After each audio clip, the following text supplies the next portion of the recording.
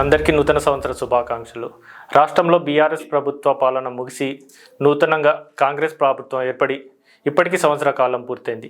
ఈ నూతన సంవత్సరంలో కాంగ్రెస్ పార్టీ ప్రభుత్వం ముందున్న సవాళ్ళు ఏంటిది, ఇంతవరకు కాంగ్రెస్ పార్టీ ఇచ్చిన హామీలలో ఎన్ని నెరవేర్చింది, ఇప్పుడు రేవంత్ రెడ్డి సర్కార్కు ఉన్న సవాళ్ళు ఏంటిది అనే విషయాన్ని మనం ఇప్పుడు విశ్లేషిద్దాం.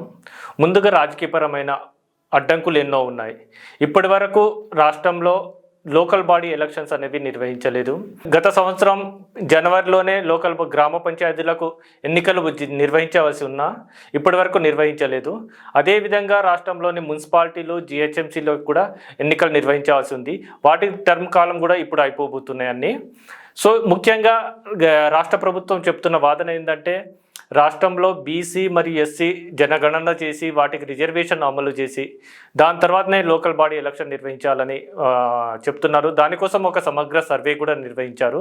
ఆ సర్వే అయిపోయింది. కానీ దీనికంటే ముఖ్యంగా ఏంటంటే, రిజర్వేషన్ల అంశం కంటే కూడా పార్టీ పథకాలను ప్రజల్లోకి తీసుకెళ్ళిన తర్వాత మాత్రమే ఎన్నికలు నిర్వహించాలి అన్నట్టు పార్టీ పెద్దలు కానీ ప్రభుత్వంలోని కీలక నాయకులు కానీ వ్యాఖ్యానిస్తున్నారు. ముఖ్యంగా రాష్ట్రంలో గత 2019లో గ్రామ పంచాయతీ ఎలక్షన్లో బీఆర్ఎస్ ప్రభుత్వం దాదాపు 7,700 స్థానాలను గెలుచుకుంటే 60% గెలుచుకుంది. కాంగ్రెస్ పార్టీ కేవలం 2,700 స్థానాలు మాత్రమే గెలుచుకోగలిగింది. బీజేపీ 163 స్థానాలు గెలుచుకోగలిగింది. జిల్లా పరిషత్లో 32కు 32 బీఆర్ఎస్ పార్టీ గెలుచుకోగా 446 జడ్పీటీసీ స్థానాలను 3,556 ఎంపీటీసీ స్థానాలను బీఆర్ఎస్ గెలుచుకోగలిగింది. కానీ కాంగ్రెస్ పార్టీ 75 జడ్పీటీసీ 1,377 ఎంపీటీసీ స్థానాలను మాత్రమే గెలుచుకోగలిగింది. బీజేపీ పార్టీ 82 జడ్పీటీసీ స్థానాలను 211 ఎంపీటీసీ స్థానాలను గెలుచుకుంది. కానీ ఇప్పుడు సమస్య ఏంటంటే, కాంగ్రెస్ పార్టీకి ఎమ్మెల్యేలు ఉన్న ప్రజలలో ఆ విశ్వాసం, గెలుస్తామనే నమ్మకం పార్టీ పెద్దల్లో కానీ ప్రభుత్వంలో కానీ కనిపిస్తున్నట్టు అనిపించట్లేదు. అందుకే లోకల్ బాడీ ఎలక్షన్లను వాయిదా వేసినట్టు అనేక మంది విశ్లేషిస్తున్నారు. దానికి తోడుగా కేంద్రం నుండి రావాల్సిన లోకల్ బాడీకి రావాల్సిన నిధులను కూడా ఆగిపోయినాయి. ఇప్పుడు ఈ లోకల్ బాడీలో ఎన్నికల్లో కాంగ్రెస్ పార్టీ విజయం సాధించాలి. ఆ విజయం సాధించడం ద్వారా మాత్రమే కాంగ్రెస్ పార్టీ స్థిరంగా ఉందనే సంకేతాలను ప్రజలకు, అటు కాంగ్రెస్ హైకమాండ్కు రేవంత్ రెడ్డి సర్కార్ ఇచ్చే అవకాశం ఉంది. ముఖ్యంగా ఇక్కడ జిహెచ్ఎంసీలో 24 ఎమ్మెల్యే స్థానాల్లో కాంగ్రెస్ పార్టీ గెలిచింది ఏమీ లేదు. కానీ ఇక్కడ ఉన్న కార్పొరేటర్లలో కూడా కాంగ్రెస్ పార్టీ గత ఎన్నికల్లో సింగిల్ డిజిట్లోనే గెలుచుకోగలిగింది. బీజేపీ మంచి పర్ఫార్మెన్సే ఇచ్చింది. కానీ ఇప్పటికిప్పుడు ఇక్కడ మన జిహెచ్ఎంసీ పరిధి నుండి చాలామందికి బీఆర్ఎస్ ఎమ్మెల్యేలను కాంగ్రెస్ పార్టీ ఆకర్షించి వాటిని తమ పార్టీలో చేర్చుకొని దాని ద్వారా మనము జిహెచ్ఎంసీలో నెగ్గాలని ప్లాన్ వేసినా కానీ ఆ ప్లాన్ అనుకున్నట్టు వర్కౌట్ అయితే అయినట్టు అనిపించట్లేదు. కొంతమంది ఎమ్మెల్యేలు ఒకరిద్దరు వచ్చిరు, ఒకరు ఎంపీగా నిలబడ్డా, కానీ దాని తర్వాత చాలామంది ఎమ్మెల్యేలు వస్తారని కాంగ్రెస్ పార్టీలో ప్రచారం చేశారు. ఇవాళ పేలుతుంది ఒక బాంబు, ఇవాళ వస్తారు, రేపు వస్తున్నారని మంత్రులు కూడా ప్రకటనలు చేసిన, కానీ ఆ ప్రకటనల వరకే పరిమితమైనవి.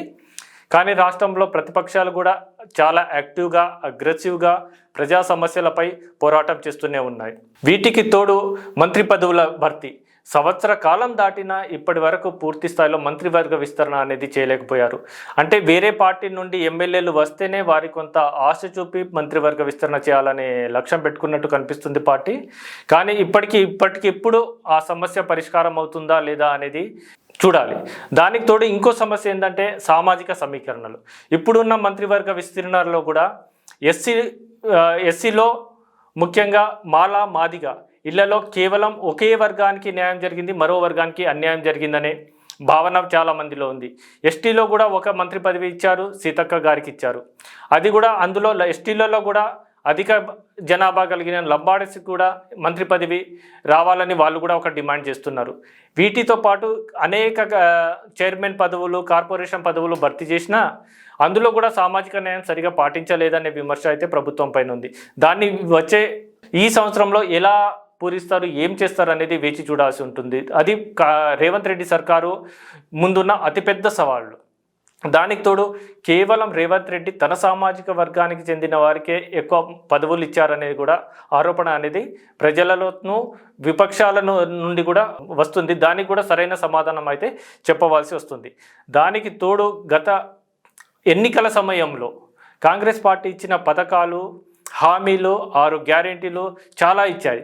కానీ వాటిని అమలులో ఎంతవరకు విజయం సాధిస్తుంది? ఇప్పుడున్న ఈ సంవత్సరంలో, ఈ నూతన సంవత్సరంలో ఎలాంటి సవాళ్ళు ఉన్నాయంటే, ముఖ్యంగా వచ్చేసి రైతుల రుణమాఫీ అందరికీ కాలేదనే వాదన అయితే ఉన్నది.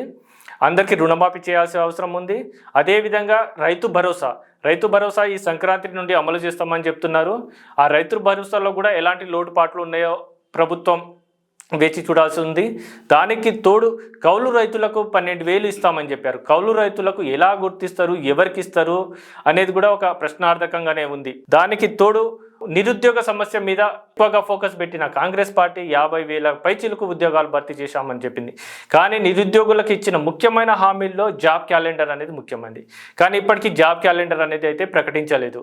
ఈ జాబ్ క్యాలెండర్ ప్రకటించడంతో పాటుగా ఏ విభాగాల్లో ఎన్ని ఖాళీలు ఉన్నాయి, ఎప్పుడులోగా భర్తీ చేస్తాము, వచ్చే 4 ఏళ్లలో ఎన్ని భర్తీ చేస్తాము అనేది క్లియర్గా ప్రకటించవలసి ఉంది.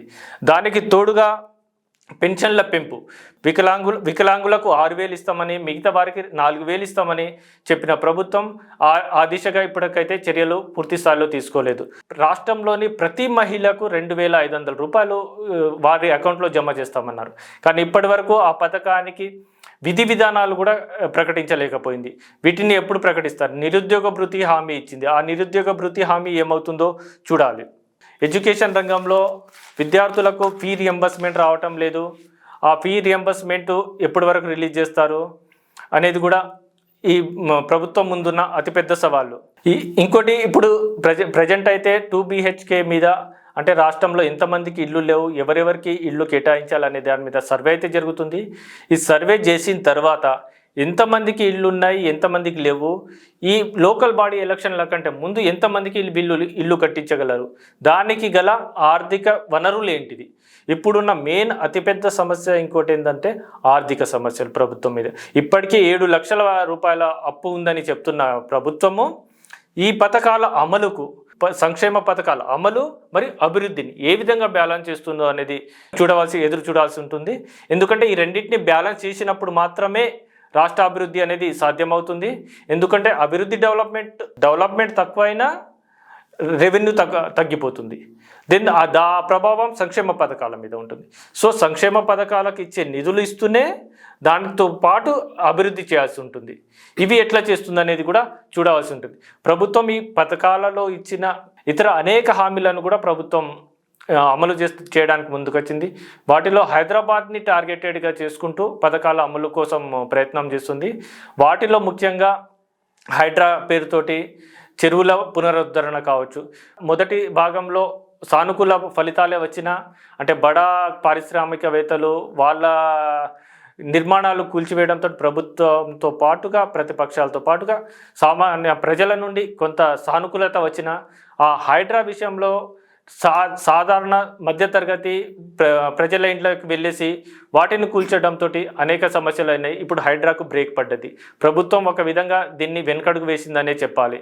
దానికి తోడుగా మెట్రో విస్తరణ గత ప్రభుత్వం వేసిన అమెండ్మెంట్ కాకుండా ఈ ప్రభుత్వం నూతనంగా వేరే విధంగా డిజైన్ చేసింది. హైదరాబాద్లో మూసీ సుందరీకరణ అనేది ఒక పెద్ద సమస్యగా మారింది. మూసీ సుందరీకరణను ప్రతి ఒక్కరు స్వాగతిస్తున్నారు, అది కావాల్సింది.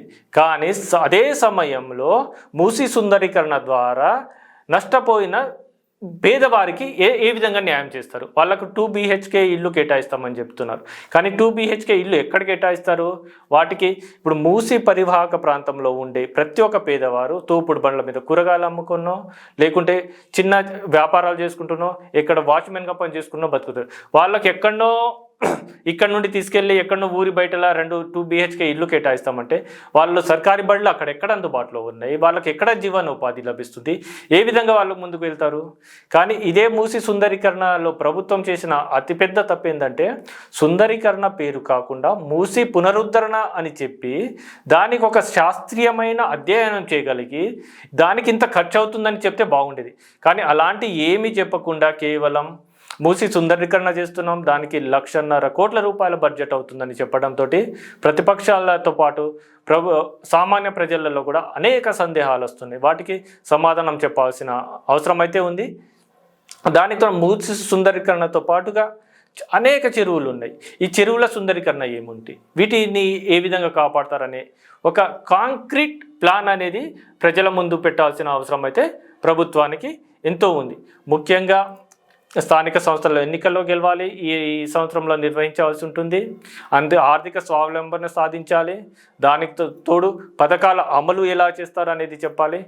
అంటే వచ్చే 4 ఏళ్లలో దాదాపుగా 20 లక్షల 2 BHK ఇళ్ళు కేటాయిస్తామని చెప్తున్న ప్రభుత్వం దానికి నిధులు ఎక్కడి నుండి తెస్తారనేది కూడా చూడాల్సి ఉంటుంది.